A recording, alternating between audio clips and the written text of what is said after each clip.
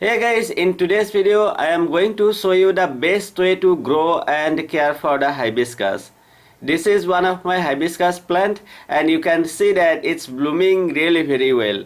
So for this video I am going to take one of my other hibiscus plant which is definitely not blooming at this time and going to make it bloom the way you are looking right now. And this way you are going to see everything I do for my hibiscus plant, and I hope that you would be also able to do the same thing and get lots of blooms on your plants. So let's get started.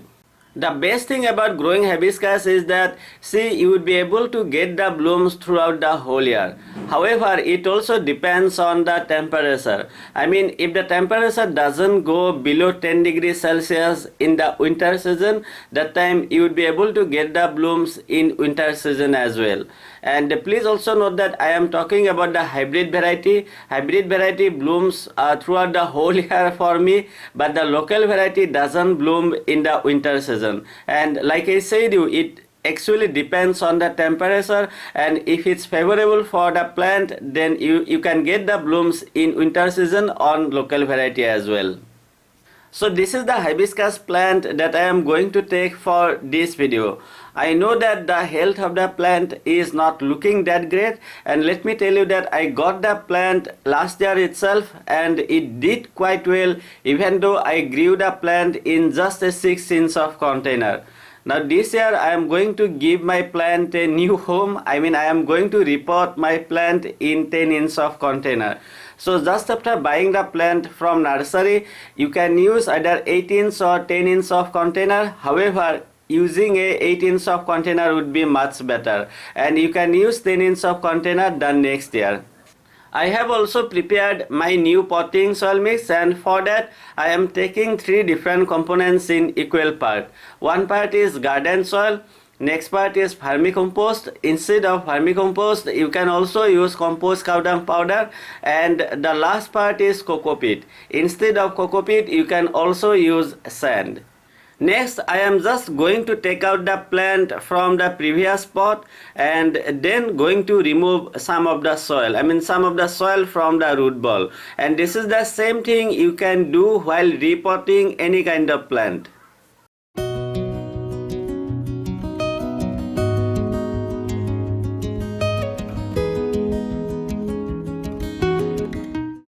My pot has a drainage hole, as you can see, so please make sure that your pot has at least one drainage hole.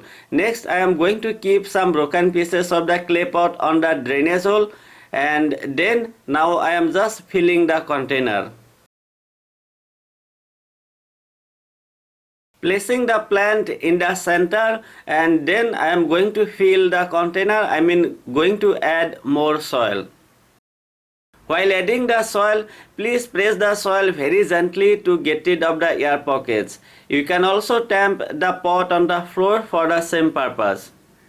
Also, please make sure that you keep a gap of at least 1 to 1.5 inch in between the top layer of the soil and surrounding the rim, so that you can water your plant properly. And let me tell you that hibiscus needs lots of water, so always keep a gap of at least ½ inch minimum. Repotting is done, and next thing is really very important.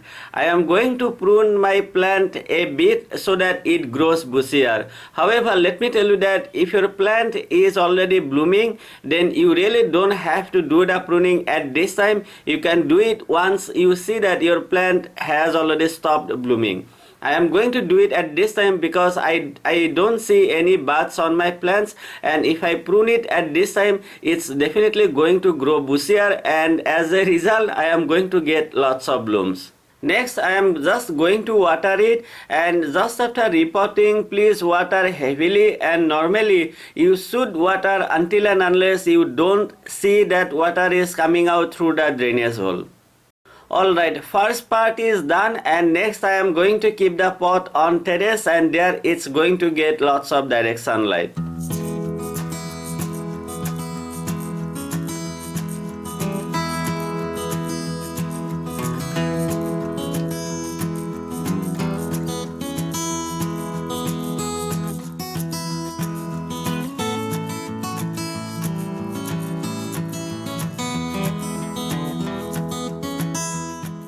Today I am going to fertilize my plant, but let me tell you that I already have one video where I have shown the entire process. You really don't have to worry about anything because you are going to find the link to that video at the end of this video. I simply don't want to repeat the same content again, and that's why I am not adding that part in this video. But like I said, you really don't have to worry about anything, and please try to fertilize your plant the similar way at least once in 30 or 40 days. While talking about sunlight requirements, please note that hibiscus would be doing really great if you can provide them minimum of 5 to 6 hours of direct sunlight. However, you can definitely provide them whole day of sunlight, but if in summer season, if temperature goes above 35 degrees Celsius or even 40 degrees Celsius, that time please try to save your plants from the midday heat or even afternoon sunlight, because midday heat or even afternoon sunlight is more intense, and if your plants get too much of midday heat or even afternoon sunlight, you may find bumpy leaves on your plants. So that time you can provide your plants only the morning sunlight. While talking about water requirements, please note that hibiscus is a water loving plant, so please keep the soil consistently moist all the time. Let me give you one example here. See, for all of my plants in the summer time, I water them daily, and in the winter season, I water them once in 2 to 3 days. Let me tell you that underwatering or overwatering is going to cause many problems on your plants. For example, if you are if you are finding the bud blast, if you are losing buds on your plants, that time it may happen because of overwatering or underwatering. In case of underwatering, you are going to see it very soon, like you are going to find droopy leaves on your plants. And in case of overwatering, you are going to find yellow leaves on your plants. So please water carefully and your plants are going to be happy. Okay, let's talk about one of the most important thing, which is protecting your plants from different kind of pest attack. See, there are two most common pests that you can find on your hibiscus plants, and those are, number one is mealybug. They are extremely notorious, and if you don't do anything, they even kill your plants. And that's why please do something as soon as you see mealybugs on your plants.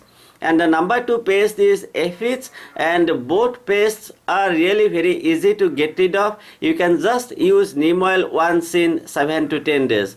I already have one video where I have shown the entire process, best way to use the neem oil, and I would put the link to that video in the description box.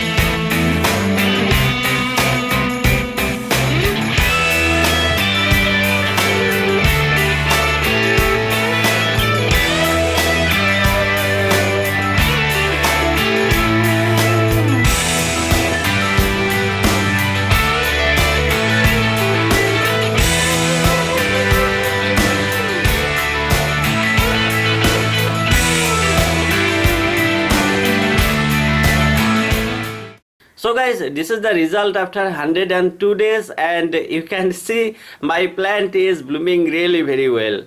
It's also producing lots of buds, and I am getting lots of blooms every single day. Now let me show you something more interesting.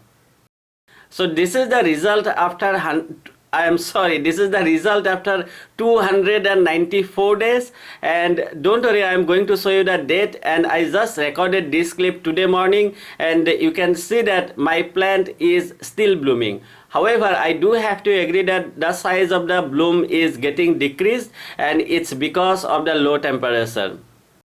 So guys, this is all about how to grow and care for the hibiscus, and if you found the video useful, then please don't forget to like it, share it and subscribe to my channel if you haven't, and many thanks for doing that. If you have any questions or for any kind of feedback, please use the comment box section. Thank you very much for taking your valuable time to watch the video. I truly appreciate it. Have a great day and enjoy, and please also note that I have many more videos on hibiscus which I am going to upload very soon. Thank you once again. Have a great day.